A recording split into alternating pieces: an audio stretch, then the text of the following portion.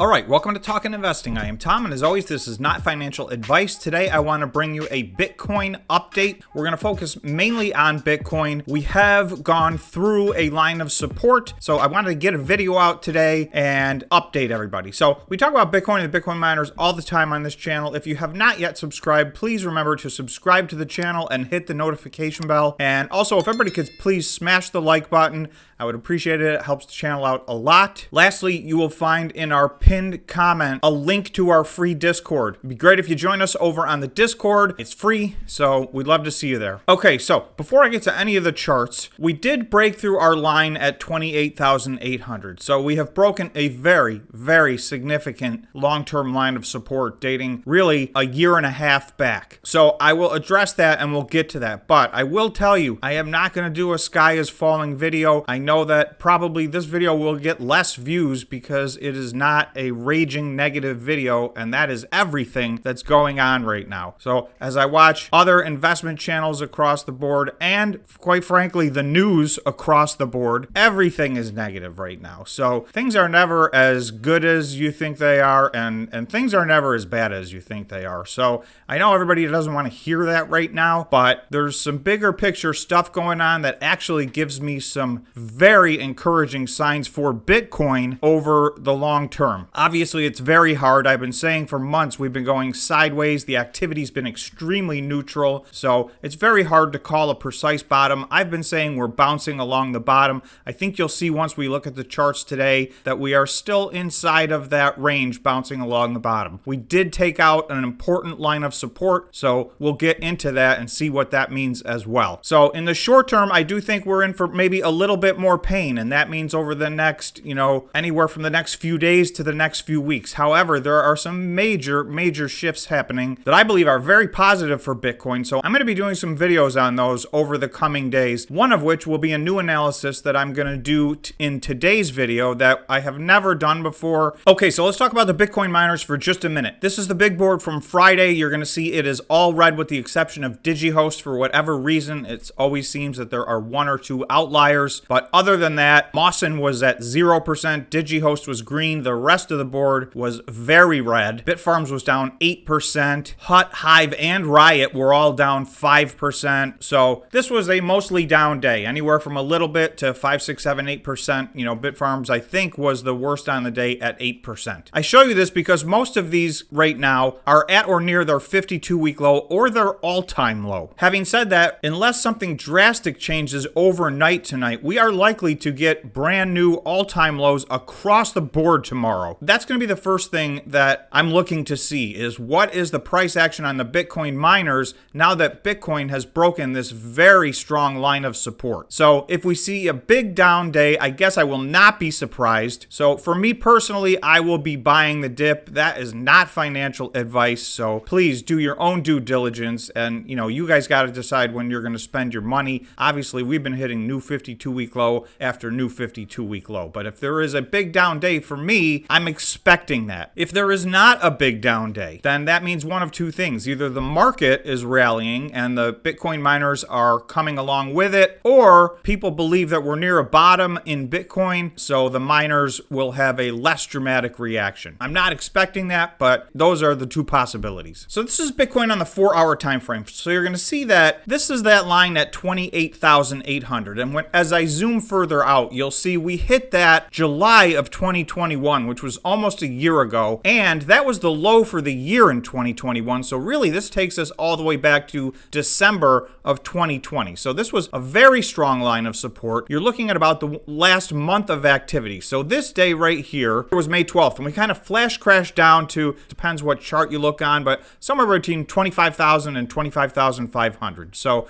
to me, that is our next logical line of support, being as just 1 month ago, we hit this number. Now, this was a bit of a flash crash because you'll see even on these 4-hour candles, just within a few candles, we were back above our line at 28.8. And in fact, on the day on May 12th, the daily candle closed above this line of support. So on the daily candle, this line of support really held up until basically, I think, yesterday. We are one daily candle that opened and closed below this line of support. So that's more than one full day. So that's somewhat of a confirmation that we have taken out that line of support. And so we're going to have to see what's next. Again, I have this line right here, which is where we flash crashed down to on May 12th. And at around 25,300. So I've been saying for probably 6 or 8 weeks now, I think we are at or near a bottom. We're bouncing along the bottom. And again, today I will say I can't call the day. So I don't know what day the bottom is, but we do still seem to be bouncing along the bottom, right? We did take out an important line of support. However, we have not taken out where we went to on May 12th on the flash crash. And you can see the activity is a little bit level here over the last 24 hours. So let's go to the 1-day time frame. Okay, so here we can more clearly see this is our line of support that has lasted the last 19 or 20 months at 28,800. Today's candle opened below this line of support, and unless something drastic happens in the next hour or two, it will close below this line of support. So this will be our very first day where we have a candle open and close below 28,800 since December of 2020. That's a solid year and a half ago. So that is definitely a significant breakout to the downside. The question is, how far down are we going? Is this the bottom? And obviously everybody has their opinions. There's a lot of gloom and doom out there. I'm going to add the Bollinger Bands to this chart, and we're going to look at them on a daily basis and on a weekly basis because I do think they're providing some insight as to what's going on. We have not looked at those really ever on this channel. To me, they're rarely a forward-looking indicator of what's going on, but I think right now they're telling us something. Okay, so this is the addition of the Bollinger Bands, and just for those of you who don't know, this is really very simple. There's an orange line here that is the simple 20-day moving average. There are blue lines below it and above it making a channel that is the Bollinger Bands. The blue line above the orange line is 2 standard deviations above the orange line. The blue line below the orange line is 2 standard deviations below the 20-day moving average. So just based on statistics, 95% of all activity is supposed to happen within 2 standard deviations of your norm or your mean. As most things do, this follows the bell curve, and you really don't need to know statistics or understand any more than the fact that essentially the way this behaves is 2 standard deviations is about as far away as we get on the upside or the downside. So the first thing I want to show you is you can see all of a sudden these bands got very narrow and straight. So this is extremely rare. I can't find another time that's this many days in a row where we've pretty much had a very narrow, tight column. And what that means is even going 2 standard deviations above and below, it's a very small trading range. Until today, the bottom of these bands were at 28,000 and the top was at just under 32,000. So that's $4,000.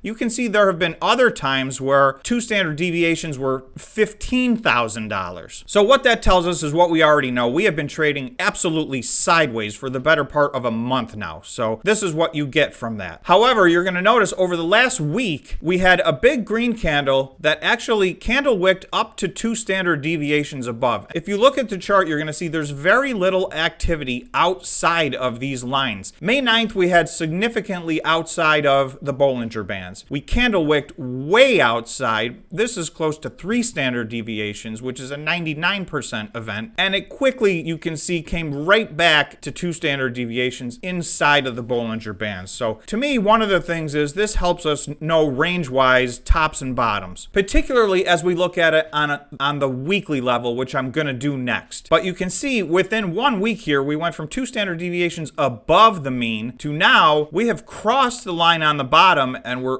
over 2 standard deviations below the mean. So this is a little bit of an outlying event, which is telling us there's not much more downward pressure coming. We're already in the less than 5% territory right now. Before I go to the weekly Bollinger Bands, let me just take a look at some of the regular indicators that we look at. So you're going to see we had a trend line here on the daily RSI. We got two fake outs. Back on May 30th and May 31st, we hit 51 on the RSI, and then again on June 6th and June 7th. Unfortunately, those did not hold, so those were our opportunities to potentially break to the upside and have a little bit of a relief rally. Technically, there was a relief rally, but it was the smallest relief rally I've ever seen, and you can see now we are clearly way below this trend line, and we're now at 35 on the daily RSI, so I think it looks like we're resetting ourselves, which is tending me to believe that in the short term, somewhere in the next few days or the next few weeks, we'll have a little bit of another bottom. Looks like we are going to have a bearish crossover on the MACD on the daily time frame. So that usually tends to give us a hint that we're in for maybe 1 to 2 weeks of downward pressure. There have been many fake outs, so this is not a guaranteed, and like I said, this is happening today, so it's really not even yet confirmed, but it's highly likely. You'll see on the histogram we did turn red. Last thing I'm going to show you guys, this is the weekly Bollinger Bands. So to me, this one is a little more decisive. If we look back through the last 4 or 5 years of Bitcoin, you're going to see when the weekly 20-day moving average, when we are 2 standard deviations away from that, which we have now been for 5 weeks in a row, we've been riding this bottom line of the Bollinger Bands. That tends not to persist for long. Last summer, we candle wicked down to this at the end of May, and basically we spent June and July going sideways. What happens after this is what I'm most interested in, because you'll see here as we got down and hung around near the bottom of these Bollinger Bands on the weekly time frame, it ended in a 7-week uptrend. Then we pulled back a little and continued the run up to our all-time high on November 8th. So again, as we hit the top of these bands, that tended to give us a big indicator that we were hitting a top. This candle right here was the all-time high, so we topped out, and from there, we spent a long time going down, as you guys know. So again, this is just one indicator, so no one indicator is going to give us the answer to, are we at the bottom, where's the bottom, when's the bottom, but I'm trying to put as many pieces of the puzzle together as I can, and to me, they all keep telling me we're bouncing along the bottom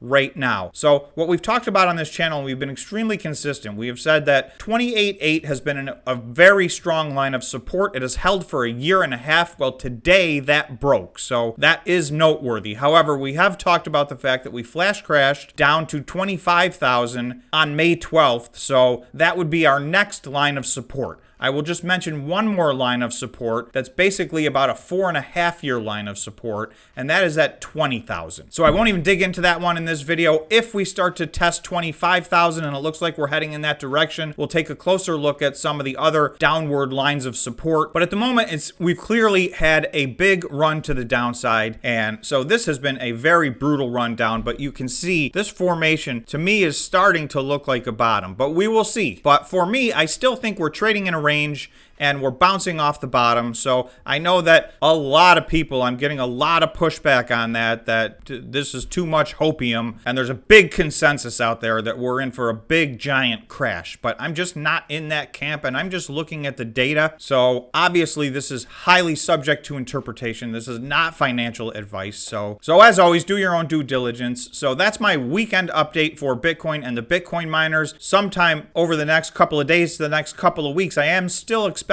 a little downward pressure. We'll see what happens. If you made it this far, remember to subscribe to the channel and smash the like button. Thanks so much for watching, and we will see you in the next video.